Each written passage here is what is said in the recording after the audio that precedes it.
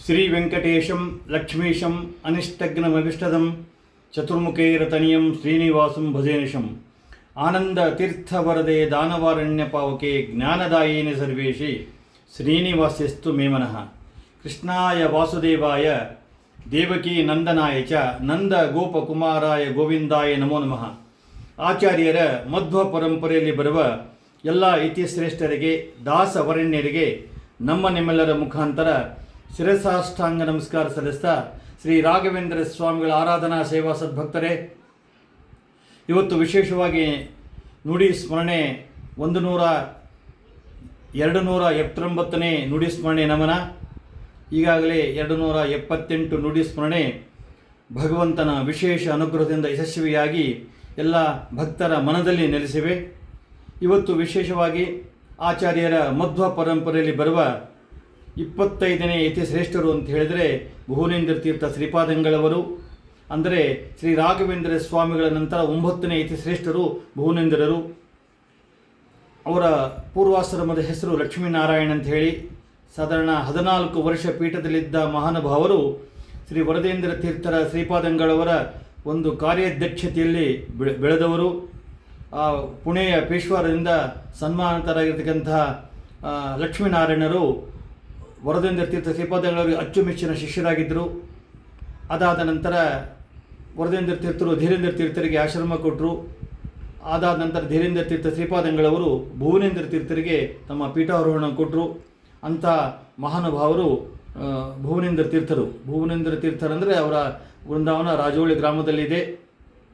ಆ ಒಂದು ವಿಶೇಷ ಅಂತ ಹೇಳಿದರೆ, ಅವರು ಎಲ್ಲೆಲ್ಲಿ ಹೋಗ್ತಾರೆ ಅಲ್ಲಲ್ಲಿ ಆಯಾ ದೇಶಪಾಂಡೆಯವರು ಇರ್ಬೋದು, ಆ ಪೇಶ್ವರಿ ಇರ್ಬೋದು, ದೇಸಾಯನ ಮಂತ್ರಿನಿರ್ಬೋದು, ಅವರಿಗೆ ಸಾಧಾರಣ ಒಂದು 5 ರಿಂದ 6 ಗ್ರಾಮಗಳನ್ನು ಉಂಬಳಿಯಾಗಿ ಶ್ರೀಮಠಕ್ಕೆ ಕೊಟ್ಟಿದ್ದಾರೆ. ಅಂಥ ಸರ್ವಶ್ರೇಷ್ಠ ಯತಿಶ್ರೇಷ್ಠರು ಅಂತ ಹೇಳಿದರೆ ಭುವನೇಂದ್ರ ತೀರ್ಥ ಶ್ರೀಪಾದಂಗಳವರು. ಅವರ ಒಂದು ವಿಶೇಷತೆ ಅಂತ ಹೇಳಿದರೆ, ನಂತರ ಅವರು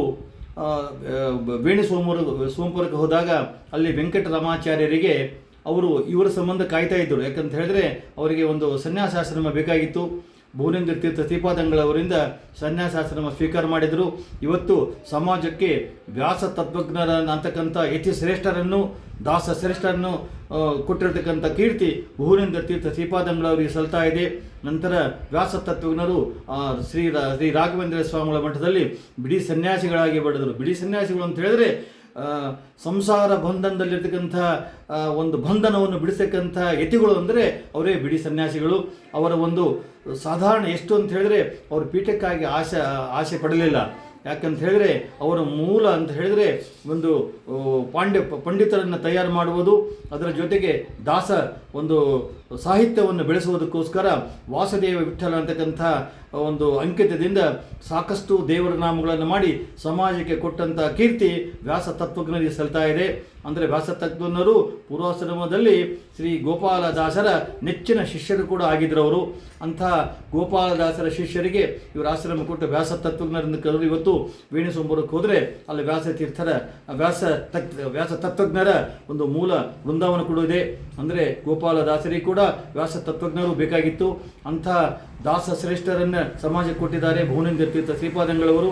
ಅವರು 14 ವರ್ಷ ಪೀಠ ಕಾಲಕ್ಕೆ ಮಂತ್ರಾಲಯದಲ್ಲಿ ಅವರು ತಮ್ಮ ಪಾದ ಪೂಜೆ ಮತ್ತು ಎಲ್ಲೆಲ್ಲಿ ಅವರು ಸಂಚಾರ ಮಾಡ್ತಾರೋ ಅದರಿಂದ ಬಂದಂತಹ ದುಡ್ಡಿನಿಂದ ಸುವರ್ಣ ಮಂಟಪವನ್ನು ಮಾಡಿದ ಕೀರ್ತಿ ಭುವನೇಂದ್ರ ತೀರ್ಥ ಶ್ರೀಪಾದಂಗಳವರಿಗೆ ಸಲ್ತಾ ಇದೆ. ಇವತ್ತು ನೀವು ಶ್ರೀ ರಾಘವೇಂದ್ರ ಸ್ವಾಮಿಗಳ ಮಠದ ಸಂಸ್ಥಾನ ಪೂಜೆಗೆ ನೀವು ಹೋದಾಗ ಆ ಪೂಜೆಯಲ್ಲಿ ಒಂದು ಸುವರ್ಣ ಮಂಟಪ ನೋಡ್ತೀರಾ. ಆ ಸುವರ್ಣ ಮಂಟಪ ಕೊಟ್ಟಿರ್ತಕ್ಕಂಥ ಕೀರ್ತಿ ಭುವನೇಂದ್ರ ತೀರ್ಥ ಶ್ರೀಪಾದಂಗಳವರಿಗೆ ಸಲ್ತಾ ಇದೆ.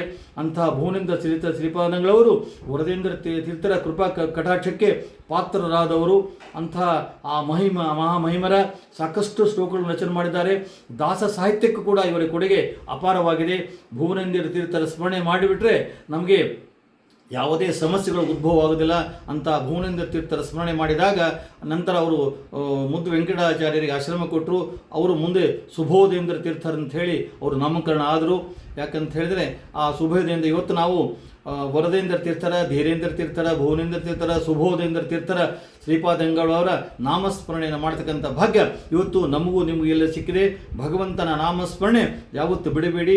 ಕಲಿಯುಗದಲ್ಲಿ ನೀವು ಯಾವುದು ಏನು ಮಾಡಿದರೂ ಚಿಂತಿಲ್ಲ. ಭಗವಂತಗೆ ಏನು ಬೇಕಂದರೆ ಭಕ್ತಿಯಿಂದ ನೀವು ನಾಮಸ್ಮರಣೆ ಮಾಡಿಬಿಟ್ರೆ ಸಾಕು, ಭಗವಂತ ನಿಮಗೆ ಒಲಿತಾನೆ. ಆ ಭಗವಂತನ ನಾಮಸ್ಮರಣೆ ಮಾಡಿದರೆ ಸಮಾಜ ಯಾವುದೇ ನಮಗೆ ಇರುವುದಿಲ್ಲ, ಸಮಸ್ಯೆಗಳು ಇರೋದಿಲ್ಲ ಅಂತ ನಾವು ಪ್ರತಿನಿತ್ಯ ಯಾವಾಗಲೂ ಏನಿಲ್ಲ ಅಂತಂದರೂ ಒಂದು ಗಜೇಂದ್ರ ಮೋಕ್ಷ ಇರ್ಬೋದು, ಒಂದು ವಿಷ್ಣು ಸಹಸ್ರನಾಮ ಇರ್ಬೋದು, ಅಥವಾ ನಾರಾಯಣ ವರ್ಮ ಮಂತ್ರ ಇರ್ಬೋದು, ವಿಜಯ ಕವಚ, ಕೇಶವನಾಮ ಏನಿದೆ ಆ ಎಲ್ಲರಿಗೂ ಭಕ್ತರಿಗೆ ಅನುಕೂಲ ಆಗೋದಕ್ಕೋಸ್ಕರ ದಾಸಶ್ರೇಷ್ಠರು ಯತಿಗಳು ನಮಗೆ ಇಂಥ ಒಂದು ಸ್ತೋತ್ರವನ್ನು ಮಾಡ್ತಕ್ಕಂಥ ಒಂದು ಭಾಗ್ಯವನ್ನು ಕೊಟ್ಟಿದ್ದಾರೆ. ಪ್ರತಿಯೊಬ್ಬರು ಕಲಿಯುಗದಲ್ಲಿ ಯಾರ್ಯಾರು ಮಾನವ ಜನ್ಮ ನಾವು ಅವಕಾಶಕ್ಕೂ ಭಗವಂತ ಕೊಟ್ಟಿದ್ದಾನೆ, ಅದು ಸದುಪಯೋಗ ಮಾಡಬೇಕು. ಕೇವಲ ಜನ್ಮ ಕೊಟ್ಟಿದ್ದಾನೆ ಅಂತ ಹೇಳಿ ಬರೋ ನಾವು ಎಂಜಾಯ್ ಮಾಡೋದಲ್ಲ.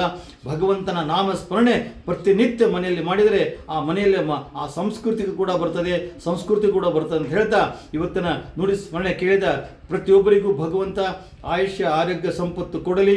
ಎಲ್ಲರ ಮನೆಯಲ್ಲಿ ಪ್ರತಿನಿತ್ಯ ಶುಭ ಕಾರ್ಯಗಳು ನಿರಂತರವಾಗಿ ನಡೆಯಲಿ ಅಂತ ಹೇಳ್ತಾ ಎಲ್ಲರಿಗೂ ಅಭಿನಂದನೆಗಳು, ಅಭಿವಂದನೆಗಳು.